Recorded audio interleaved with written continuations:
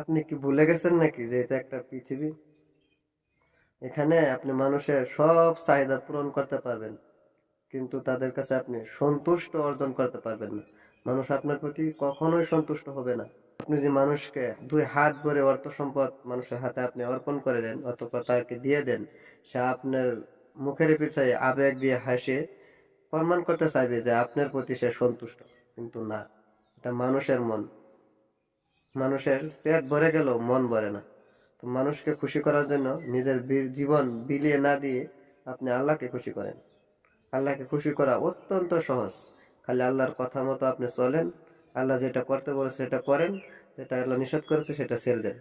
তাতে আল্লাহ খুশি। আর আল্লাহ যে খুশি হয়ে যায়, তাহলে এই পৃথিবী যে আপনার প্রতি বেজার থাকে, কোনো অসুবিধা নেই। কারণ এই পৃথিবীর সৃষ্টি তো আল্লাহ করেছেন।